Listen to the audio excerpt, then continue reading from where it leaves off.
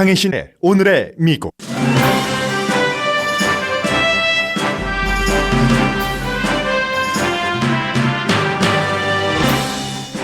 이번 주와 다음 주는 민주당과 공화당이 대통령과 부통령 후보를 공식화하는 전당대회가 치러집니다. 바이든 후보는 트럼프 대통령에 비해 지지율이 작게는 4포인트, 많게는 11포인트 앞서는 여론 사이에서 후보 수락 연설을 하게 됩니다.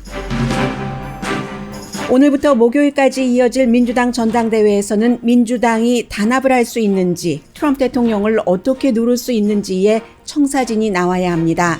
첫날인 오늘은 예비선거에서 한때 바이든을 크게 눌렀던 버니 샌더스 의원, 그리고 공화당의 존 케이식 전 오하이오 주지사가 연설합니다. 트럼프 대통령은 민주당 전당대회가 치러지는 이번 주 격전지를 방문해 바이든 후보에 대한 심판론으로 캠페인합니다.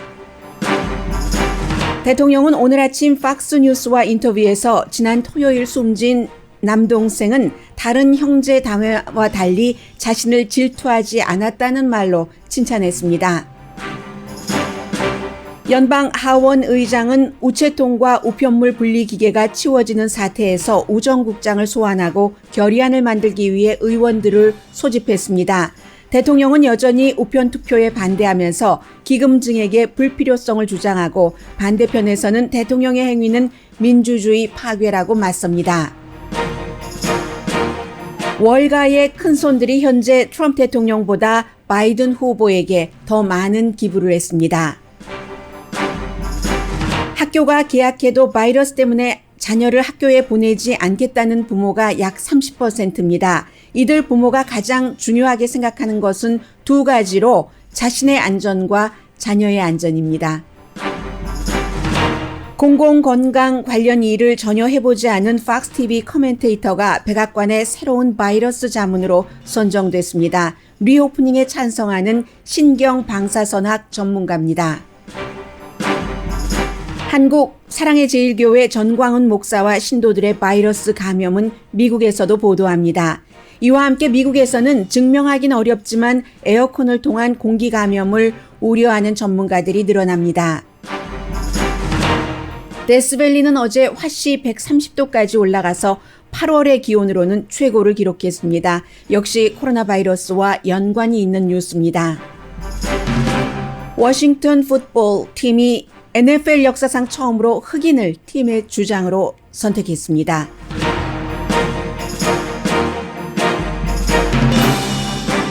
여러분 안녕하십니까? 오늘의 미국 강혜신입니다. 많이 더우셨죠? 특히 이제 캘리포니아주뿐만이 아니라 미국 전역에서 너무 더워서 더위만으로도 싸우기 아주 힘드셨을 텐데, 샌프란시스코는 제가 지금 방송 들어오기 직전에 보니까 비치에 사람들이 너무 많아서 비치에서 아무래도 사회적인 거리 두기를 하기가 힘들죠. 그리고 숫자가 포화 상태로 보일 그럴 정도였습니다. 데스밸리도 지금 기온이 130도까지 올라가서 지금까지 가장 그 기온이 많이 올라갔었던 때가 1913년도라고 하던데 그때가 134도였답니다.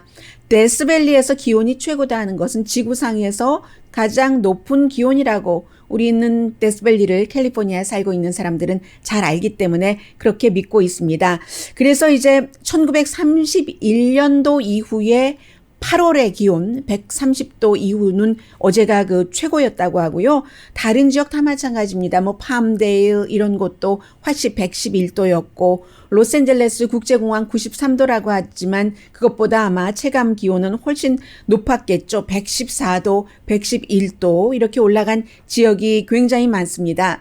그런데 또 폭풍이 몰아치는 곳이 네바다, 캘리포니아, 이제 그 북동쪽도 마찬가지고요. 몬타나 이런 지역, 애리조나, 아이다호까지 애리조나 그 남부 폭풍도 몰아치고 덥기도 하고, 사람들이 아무래도 밖에 있거나 집에 있는다는 얘기인데 너무 더우면 밖으로 나간다는 얘기고, 그리고 폭풍이 불면은 또 집에 있을 수밖에 없다는 이런 얘기인데, 밖에 나가거나 집에 있거나 전부 코로나 바이러스를 우려할 수밖에 없습니다. 이 부분은 9시 35분경에 에어컨과도 연관을 해서 전해드리겠습니다.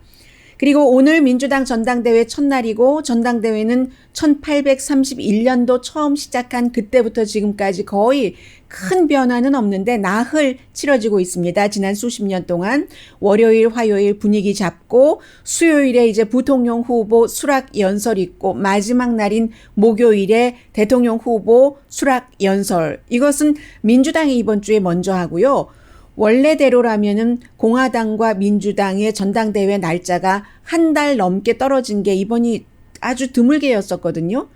원래 민주당은 7월 달이었는데 코로나 바이러스 때문에 8월 달로 연기를 해서 이번 주 먼저 민주당이 치르고 다음 주 월요일부터 목요일까지는 공화당이 전당대회를 치르게 됩니다.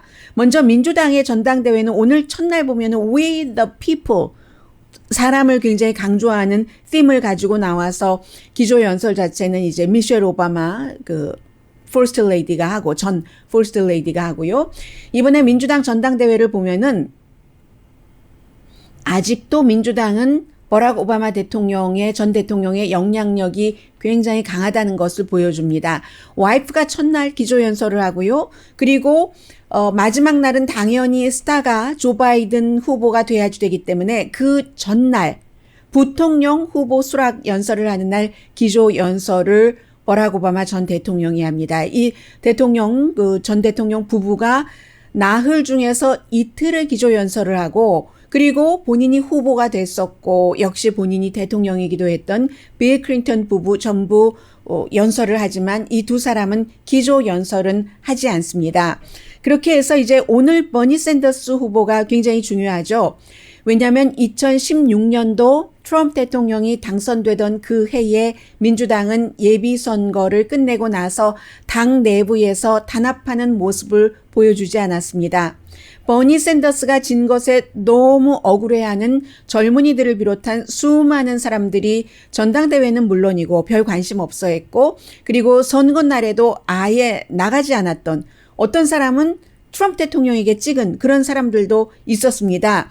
그렇기 때문에 이번에는 민주당이 화합한다 하는 모습을 분명히 보여줘야지 이게 이제 선거 때까지 이어지는데 이미 어느 정도는 보여줬죠. 엘리자베스 워렌 의원도 며칠 뜸들이다가 조 바이든 후보를 바로 지지를 했고 카멜라 해리스 부통령 후보의 경우는 아이오와 예비선거 직전에 후보 사퇴를 했는데 사퇴하고 나서 바로 저 사람 부통령 후보가 될 가능성이 상당히 높다라고 많은 사람들이 지적을 했습니다. 오늘의 미국에서도 말씀드렸고요. 버니 샌더스 후보는 힐러리 클린턴에게 졌을 때와는 달리 Oh my friend 하면서 조 바이든 후보를 강하게 지지를 했고 어제도 일요일이기 때문에 많은 시사 프로그램에 출연을 했는데 버니 샌더스 후보가 오늘 이제 연설을 하는데요. 분위기 쫙 올리겠죠?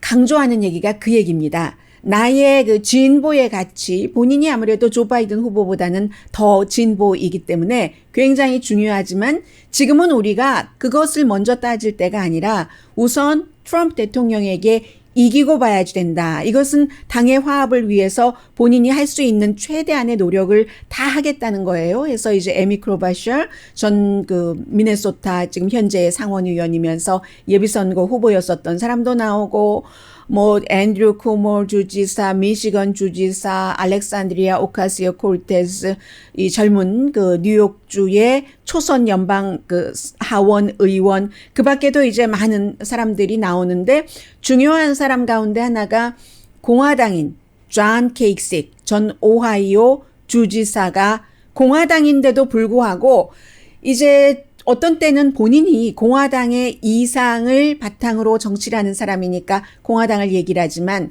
당이냐 나라냐 할 때는 나라가 먼저다라는 얘기를 오늘 연설할 때 당연히 하지 않겠어요? 그래서 존 케이식이 굉장히 오늘 연설에서는 주목해야 되는 사람이다. 거의 모든 매체에서 다 오늘 이제 동부 시간으로 9시부터 11시까지 2시간밖에 안 해요. 다른 때는 굉장히 오래 하죠. 그러나 올해는 민주당의 경우는 특히 공화당과 구별을 하고 싶었기 때문에 공화당은 이제 세 군데 연방 정부 소유의 건물에서 하거든요. 트럼프 대통령 아마 후보 수락 연설을 지금까지는 백악관에서 한다고 하는데 그렇게 모여서 하는데 비해서 민주당은 코로나 바이러스 사태 때는 모이면 안 된다는 것을 강조하기 위해서 전부 흩어져서 온라인으로 합니다. 그러니까 가상 화면으로만 볼 수 있는 것인데 민주당 협회에서 당연히 생중계를 하고요. 2시간밖에 안 돼요. 2시간밖에 안 된다는 것은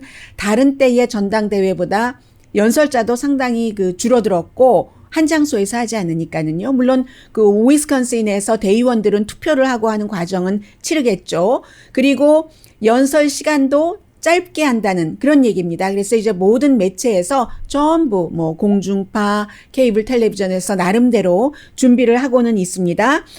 그러한 점들이 굉장히 다르고 단합에 대해서 말씀을 드렸고요. 그럼에도 불구하고 무슬림인 연설자가 전혀 없다던가 또 진보적인 사람들이 조금 라티노도 조금 없고요. 이런 부분이 아직도 민주당에서 더 채워져야지 될 그럴 문제로 지적은 되고 또 하나는 트럼프 대통령을 지지하는 사람들은 아직도 너무 열광적으로 너무나 트럼프 대통령을 좋아합니다. 좋아하고 트럼프 대통령에게 충성을 합니다. 또 트럼프 대통령에게 거의 맹목적일 정도라는 정도의 표현을 할 수 있을 정도로 무조건 좋은 거예요. 트럼프 대통령이 무슨 말을 하던 그분들도 때로는 거짓말을 한다는 것도 알고 있으면서도 아니면 조금이라도 덮어줄 수 있는 여지가 있다면 저게 왜 거짓말이야 라고 하면서 열광적으로 지지를 하는데 그 열성을 민주당이 어떻게든 갭을 따라갈 수는 없습니다. 갭을 넘고 트럼프 대통령보다 더한 열정을 받을 수는 없어요. 바이든 후보가. 그러나 어느 정도라도 그 갭을 줄여놓는 것이 이번 전당대회에서 아주 중요한 것이고 그 전당대회에서 열기를 탁 해서 뭔가 민주당도 불을 붙이자 하는 것이 카멀라 해리스 부통령 후보가 해야지 될 일이고 지금 이제 지난주 화요일에 후보로 발표가 됐죠. 그 이후에 일주일 되는 동안에 해리스 후보가 많이 불을 붙인 것도 사실입니다. 그런데요. 여론조사 결과가 이게 무슨 뜻인지 많은 것을 읽어야지 되고 오히려 트럼프 대통령이 떨어지고 바이든 후보가 당선되기를 너무나 간절히 원하는 CNN 방송의 여론조사 결과가 사실은 바이든 후보가 트럼프 대통령과 전체적인 여론조사에서도 4포인트밖에 앞서지 않고요. 전국적인 지지도에 있어서요. 해서 50%대 46%, 또 15군데의 격전지에서는요. 1포인트밖에 차이가 안 난다는 겁니다. 바이든 후보가 겨우 1포인트 앞서간다는 거예요.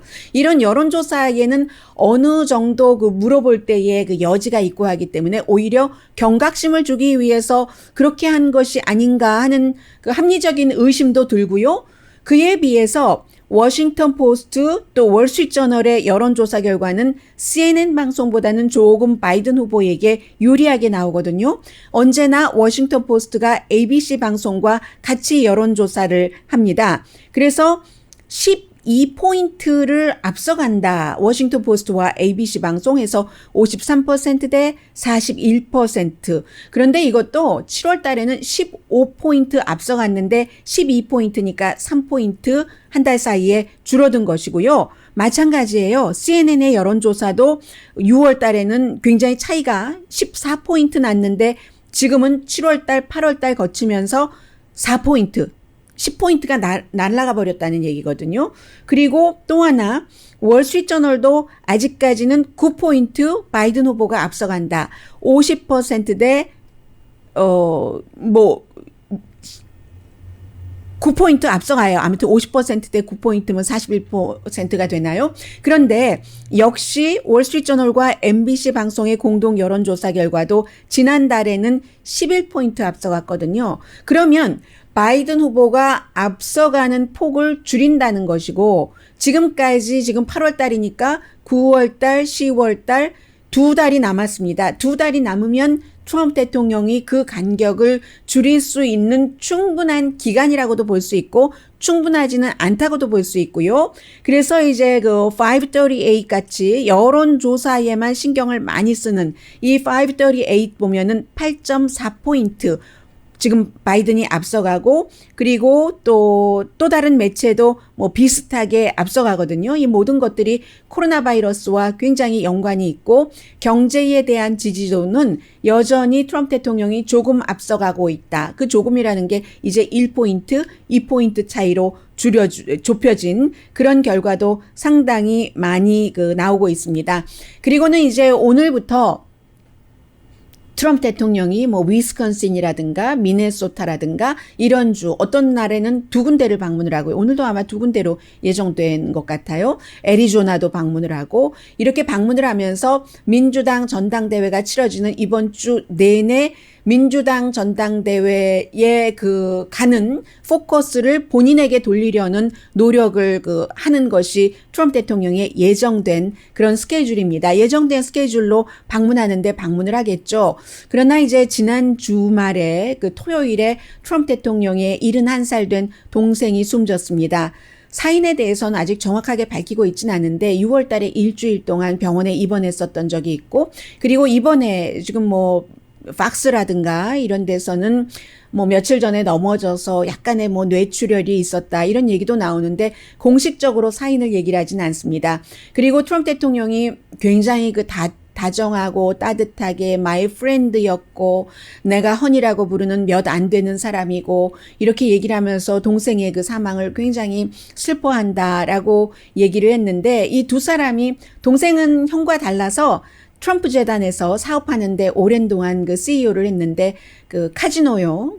아틀란타에 있는 타지마할 카지노에 대해서 이 동생이 일을 잘 못했다 해서 그 뒤로 직접적인 사업 관계는 형에게 직접 보고하지도 않고 하다가 2016년도에 대통령 선거에 나가면서 화해를 했고 그리고 최근에는 조카가 트럼프 대통령 형에 대해서 나쁜 책을 쓴 것 거기에 대해서 이 숨진 동생이 소송도 하고 몸으로 막아주고 했었습니다. 그래서 동생이 토요일 날 숨졌기 때문에 트럼프 대통령이 그렇게 뭐 사랑하는 동생이라고 하고 하니까 이번 주에 트윗으로 그렇게 강하게 민주당을 지금까지 해왔던 어떤 말보다도 자극적인 말로 상중이잖아요. 말하자면. 그래서 지금 위로 누나 2명이 있는데 형 오래전에 숨졌고 동생 숨지고 본인이 있고 아들로서는 둘째예요. 그리고 5명 자녀 가운데 트럼프 대통령이 4번째고 그래서 트럼프 대통령이 이제 분위기가 이렇기 때문에 특히 이제 바이든 후보가 후보 수락 연설을 하는 날은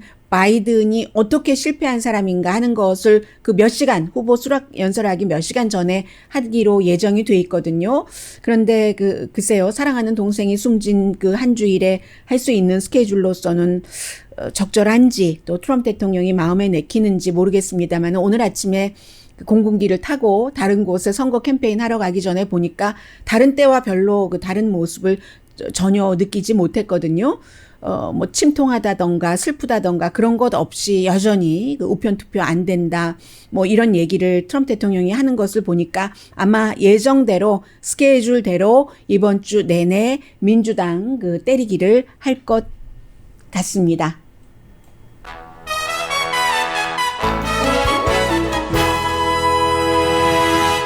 라디오 서울 방송 오늘의 미국 듣고 계십니다. 이 쌍방향 방송이 참 좋다고 생각이 됩니다. 제가 여러분들께 지금 뭐 유튜브 등을 통해서 여러분께서 뭔가를 써주시면은 배우는 것도 있고 그리고 어떤 때는 정말 중요한데 제가 그 말씀을 못 드렸었네 하고 리마인드를 시켜주시는 분들이 계시는데 지금 저랑 같은 성이세요.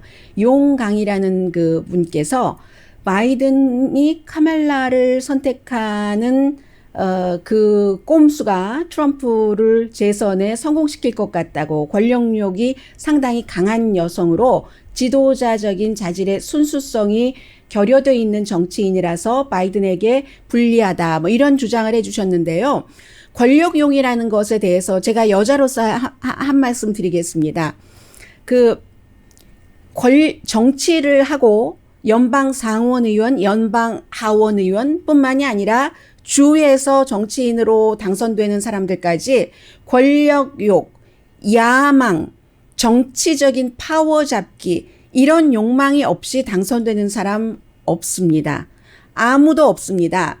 그런데 똑같은 일을 남자가 할 때는 야망이 있고 대망이야. 권력욕이 아주 강하고 믿음직해 라고 얘기를 하고 여자가 할 때는 그 여자가 권력욕이 강해서 압살한 꼼수 뭐 이런 형태로 표현을 하잖아요. 그것은 아닌 것 같고 그리고 또 하나는 이 바이든 후보가 카멜라 해리스를 선택한 것이 어떠한 면이 있냐면 지금 공화당에서는 예비선거 때 그렇게 본인을 비난을 했는데 그런 사람을 선택을 해? 라고 얘기를 하는데 그게 바이든의 또 하나의 관용 같은 것을 보여주는 것이라고도 할 수 있고요. 또 하나, it was me.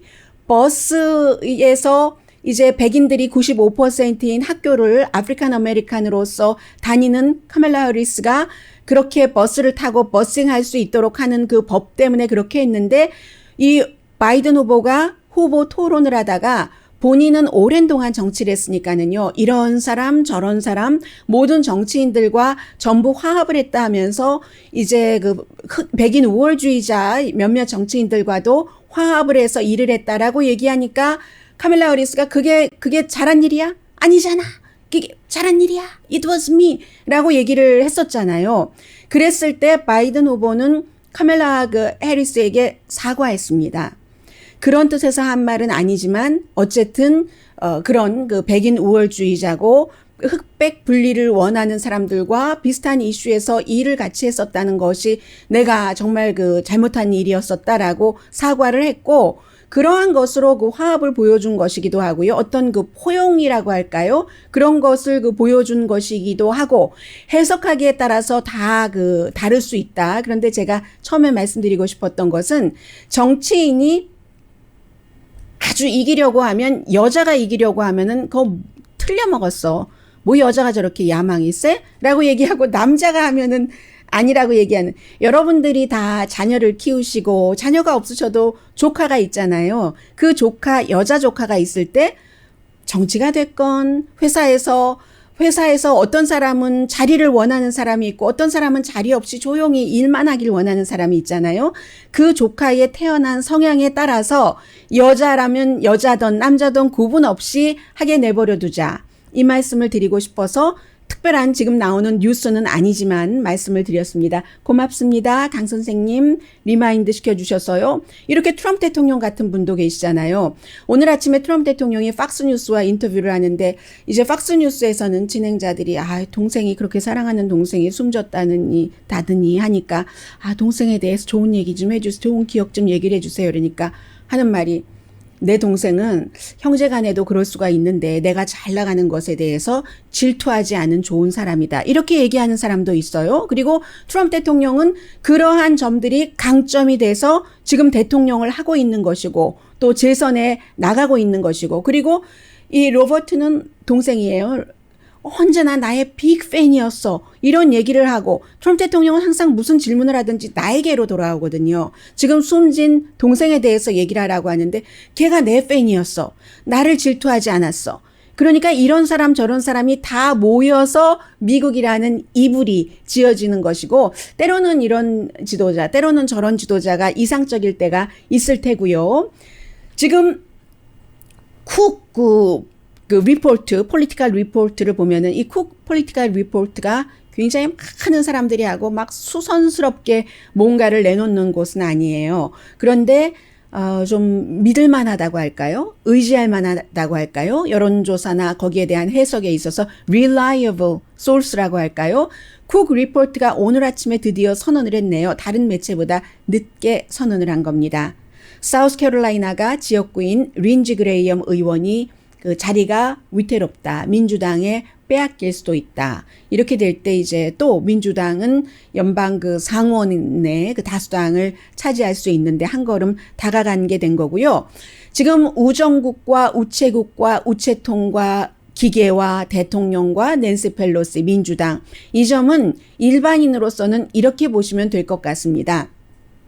민주당에서 주장하는 것이 다 맞는 것도 아니고 대통령이 주장하는 것이 다 맞는 것도 아닌 것이 대통령은 본인은 그 부재자 투표 우편으로 투표하면서 부재자 투표나 우편 투표나 똑같은 방식인데 이 부재자 투표는 괜찮고 우편 투표는 나쁘다고 얘기를 하고 있고 민주당은 절대로 이거 핸들 우정국 자체에서 얘기를 했으니까요. 46개 내지 48개 주에서 우리가 제때에 그 우편 투표한 것을 배달하지 못할 수도 있다라고 경고를 했는데 전문가들은 그렇게 안 보거든요. 많은 전문가들은 왜냐하면 투표가 대통령 그 투표가 굉장히 중요해요. 우편물 많이 모입니다. 더군다나 이 코로나 바이러스 사태처럼 지금처럼 돼서 나이 드신 분들이 투표장 가기 싫어하시는 경우에는 그런데요. 그렇다 한들 크리스마스만 하지 못하답니다. 크리스마스 때는요, 굉장히 뭐 5억 개 정도. 왜냐면 한 사람이 많은 것을 보내잖아요. 미국 인구가 뭐 3억 몇천만 밖에 안 되더라도. 그 정도 되는데, 우편 투표는 많아야 얼만큼이겠어요? 한 사람이 하나밖에 못 보내는데, 뭐 1억 개 좀 넘겠죠. 맥시멈이라고 하더라도. 그렇기 때문에 그 정도는 우정국에서 핸들할 수도 있다. 단지, 우정국장과 우정국에도 무슨 위원회가 있어서 거기에 헤드도 지금 그 미치 매코넬 공화당 상원 원내대표를 지지하는 그 정치그룹 슈퍼팩의 헤드였던 사람이거든요. 우정국장은 트럼프 대통령에게 돈 많이 기부한 사람이고 전혀 우체국에서 일해보지 않은 사람이고 그래서 이 사람들이 그러한 제도를 어떻게 활용하느냐가 중요하다 해서 잡지 애틀란틱에 실린 것을 제가 좀 전에 우정국 자체가 핸들할 수는 있는데 지금 보면은 주말에 우정국이 반 손 들었어요. 우체통도 막 걷어내가고 또 우편물 수거하는 그 기계도 많이 걷어내가고 평소에도 걷어갈 수는 있어요. 수리하고 하려면. 그런데 지금 이 순간에 너무 많이 걷어가고 하니까 그런데 그것보다도 사람이 더 중요하다는 겁니다. 사람이 오버타임을 많이 하게 해서 뭐 이렇게 해서 최종적으로 사람이 해야지 되는데 오버타임 안 시키면서 뭔가를 딜레이하는 거 이게 이제 운영의 묘잖아요. 그래서 그런 점이 지적이 되고 있고 민주당에서는 지금 휴회 기간인데도 불구하고 낸시 펠로시 하원의장이 오늘 내일 모이자 하는데 그건 안 될 것 같고요. 이번 주말쯤이면 모여서 여기에 대해서 결의안도 내고 원래 9월 17일에 우정국장을 의회에 그 소환해서 여러 가지를 물어보기로 했는데 8월 24일로 날짜를 조금 앞당기고 하는데 민주당에서는 낸시 펠로시 하원의장은 뭐라고 얘기하냐면 이게 꼭 우편 투표에 관한 문제만이 아니라는 겁니다. 여러분들 가운데 요즘에 보험회사에서 편지 받으시는 분들 많으실 거예요. 약 배달해 드릴까요? 저에게 주문만 하세요. 처방약 배달 굉장히 많습니다. 각종 그 소포도 있고요. 지금 이제 또 뭐 페이롤 텍스 무슨 감면이 됐건 아니면 $1,200가 됐건 어떤 형태로든 여러분들 실업수당도 받으셔야지 되고 뭐 카드로 받고 하시잖아요. 그런 모든 것들이 다 우체국에서 우정국에서 총괄을 하고 있는 일이기 때문에 곧 이것은 민주주의 시스템이잖아요. 코로나 바이러스 사태로 이 선거에도 그렇고 아니면 각종 여러 가지 정부에서 일반인들에게 줘야지 되는 이것은 민주주의 파괴다라는 조 바이든과 버니 샌더스의 어제 그 강력한 메시지 낸시 펠로시 하원 의장까지를 포함해서 그 민주당의 메시지는 그 얘기입니다. 이건 소셜 시큐리티 베네핏도 마찬가지고요. 텍스 리턴 모든 것들을 다 우편 그 배달부들께서 해주시는데 우편 배달부가 또 코로나 바이러스에 걸리신 분들이 굉장히 많습니다. 그래서 모자라는데 오버타임 시키지 않고 한다면은 이게 그래서 힘들어질 수 있는 것이다. 왜냐하면 코로나 바이러스로 굉장히 많은 사람들이 지금 일자리에 못 나오고 있거든요. 우체국에서 그 부분을 조금 아셨으면 좋겠다는 생각을 했고요. 그리고 잠시 뒤에 전해드리죠. 지금 대통령은 월스트리트를 너무너무 사랑하는데 월스트리트에 돈 많은 사람들이요. 지금 10년 넘어 만에 처음으로 민주당의 돈을 공화당보다 그 트럼프 대통령보다 더 많이 보내고 있거든요. 트럼프 대통령에게보다 이게 왜 그러는지 잠시 뒤에 코로나 바이러스 뉴스와 함께 전해드립니다.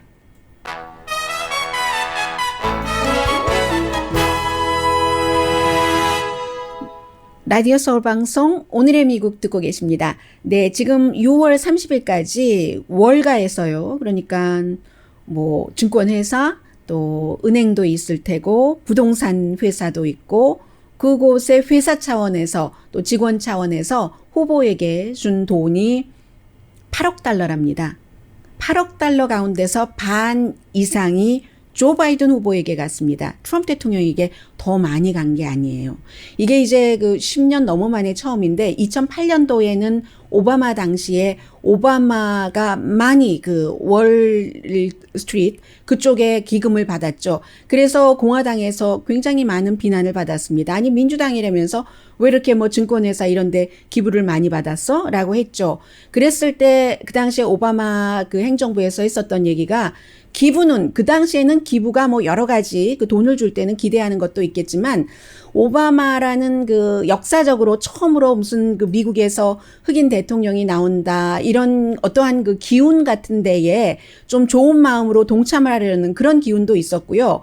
그래서 이제 공화당에서 그 같은 지적을 했었을 때마다 오바마 전 대통령이 했었던 얘기가 기부받은 것은 기부받은 것이고 나는 그것과 상관없이 월스트리트에 규제를 할 것이다 라고 계속 얘기를 해왔습니다. 그리고 실제로 했어요. 프랭크 다드 법안을 통과시켰습니다. 그 뒤에는 월스트리트이 또 그 오바마 대통령에게 실망을 하고 그 뒤부터 계속 이제 또 다시 그 공화당 쪽으로 많이 돈을 냈거든요. 그런데 이번에 왜 그러면 그렇게 월스트리트를 중요하게 소중하게 생각하고 거기에 맞춰서 정책을 만드는 트럼프 대통령이 아닌 조 바이든이라는 사람에게 돈을 많이 주느냐. 당연히 이유가 있죠. 지금 제가 하도 여러 매체를 봐서요. 한 분의 예를 들어드리는 게 좋겠다라는 생각이 드는데요. 이런 분들이 계시는 겁니다. 앤드류 레드리프. 이분은 이제 그 화이트박스 어드바이저라는 헤지펀드 회사를 만든 분이고 그리고 본인은 이제 당연히 과거에 공화당에 기부를 했다고 합니다. 그런데 트럼프 대통령이 예측하기가 너무 힘들다는 거예요. 심지어 장기간은 물론이고 단기도 백악관에서 오늘 무슨 말을 하고 내일 무슨 말을 할지 모르니까 너무 불안하기 때문에 그런 것보다는 그 환경 자체를요. 조 바이든이라는 사람은 조금 그 융통성이 있는 사람이기 때문에 좀 엘리자베스 워렌이 되는 것보다는 일단 그 월스트리트에서는 안심을 했고요. 이 업계에서는 그 바이든은 두려워할 만한 그런 정도는 아니다. 수십 년 정치를 했기 때문에 뭐 이렇게 좀 융통성이 있는 부분이 있지 않겠어요? 트럼프 대통령의 예측 불가능보다는 조 바이든이 훨씬 낫다 하는 뜻에서 지금 월가에서는 바이든에게 돈을 주는 곳이 트럼프 대통령에게 준 돈보다 돈 액수를 딱 따지면 더 많다는 겁니다. 심지어는요. 월스트리트에서도 10만 달러, 25만 달러 체크를 끊는 게 그렇게 쉽진 않거든요. 4년 전에 그렇게 많은 사람들이 이런 체크를 끊지 않았는데 이번에는 바이든에게 10만 달러, 뭐 25만 달러 이런 체크를 굉장히 많이 앞서 말씀드린 이유로. 그러니까 트럼프 대통령이 월스트리트를 중요하게 생각하는 것 좋은데 그래서 우리가 돈 벌고 호황인 것도 좋은데 그 매니지먼트 스타일이 너무 스트레스를 받고 그 같은 매니지먼트 스타일이 나중에는 월스트리트에 큰 해가 될 수도 있다고 보는 사람들이 굉장히 많은 겁니다. 그래서 이제 민주당 쪽에 돈을 많이 주는 그런 회사들 보면은 마이클 블룸버그 LP 있잖아요. 대표적이고 트럼프 대통령이 또 월스트리트에 친구도 많아요. 뭐 찰스 스왑 이런 사람들 친구도 많은데도 심지어는 브레이트바트를 지금 최근에 사서 운영을 하고 있는 그 브레이트바트 가문도 이 공화당의 그 로버트 멀서겠죠. 이 로버트 멀서도 올해는 그 기부금을 많이 줄였거든요.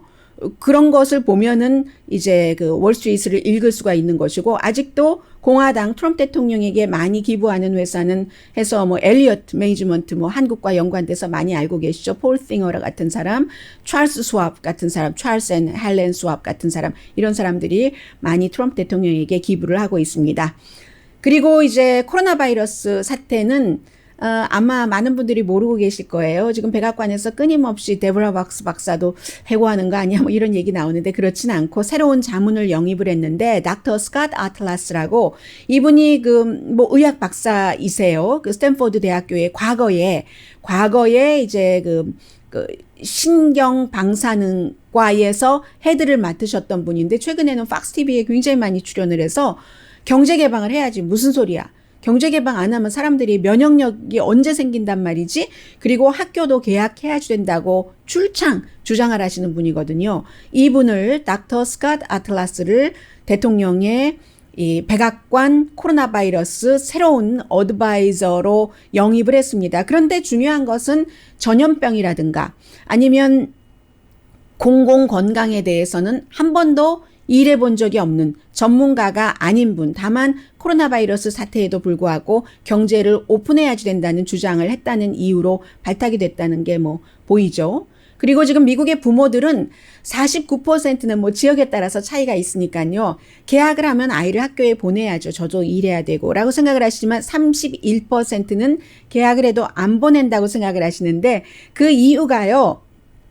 미국 의학저널, 그 소아과 의학저널에서 쭉 그 발표를 한 건데 보니까 이유가 몇 가지가 있는데 넘버 1, 2 이유가 똑같은 이유입니다. 내가 바이러스 걸릴까봐. 그걸 걱정하시는 분들이 40%가 되고요.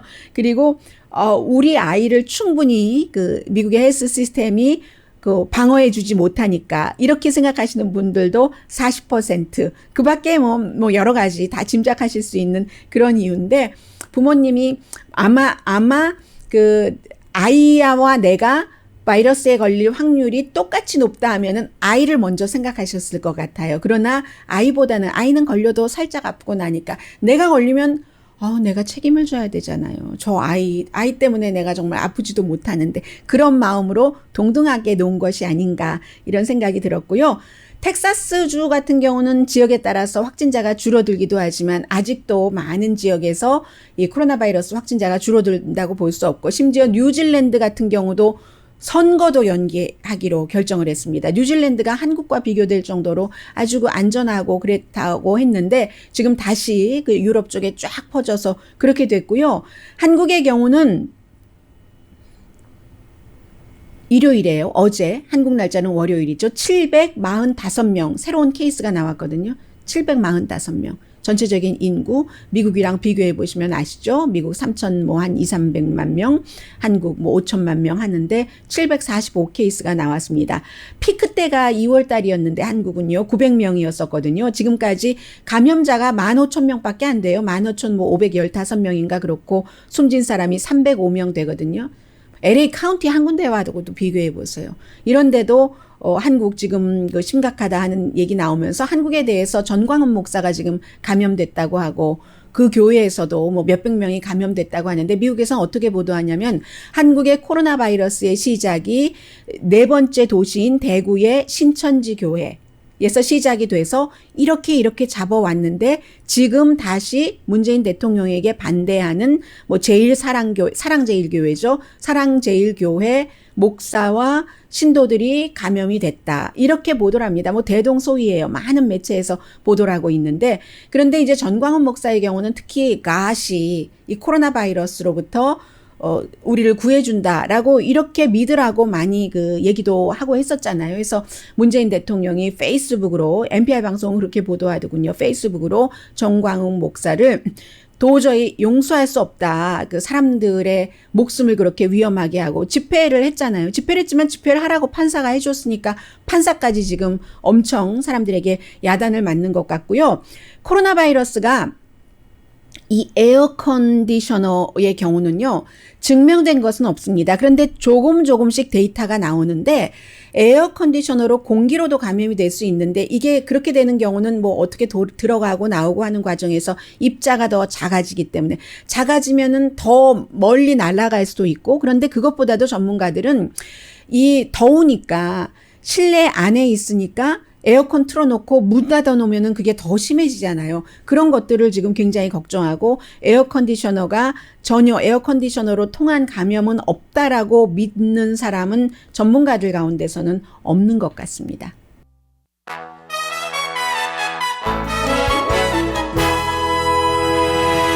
라디오 서울 방송 오늘의 미국 듣고 계십니다. NFL 사상 처음이라고 합니다. 워싱턴 풋볼 팀이 이 제이슨 라이스를 지금 그 주장으로 블랙인데 풋볼에 블랙 선수가 얼마나 많은데 처음으로 선정을 했답니다. 그래서 오너인 그 댄 스나이더 씨가 얘기하기를 우리가 뭔가 커스텀 디자인을 해서 이 우리 시대 중요한 시기에 뭔가를 할 수 있어서 그 커스텀 디자인으로 누군가를 만들어야지 된다면 그게 바로 제이슨 라이스다. 전에 그 러닝백이었던 그런 얘기를 하고요.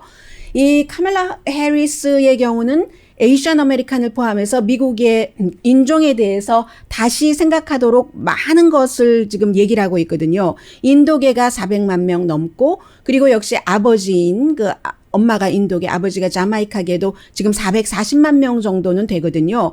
카멜라 해리스 자신은 본인을 블랙이라고 얘기를 합니다. 그런데 인구 센서스에서 그 2000년부터 여러 인종으로 본인을 표시할 수 있게 돼 있잖아요. 그래서 집에서는 또 그 인도에도 방문도 하고 인도 말도 좀 쓸 줄도 알고 카멜라라는 말 자체도 로터스라는 그 산스크리트잖아요. 그런 형태로 하지만 정치적으로는 아직까지 그 본인이 분명히 공적으로는 이렇게 그 블랙이다라고 얘기를 하면서 굉장히 많은 얘기들이 지금 오고 가고 미국에서 인종 문제가 그렇게 얘기가 되고 있습니다. 네, 월요일인데요. 너무 더우니까 여러분들 나가시기 전에 들어오셔서 물 많이, 그것도 많이 한 번 아니고요. 많이 드세요. 강희신이었습니다.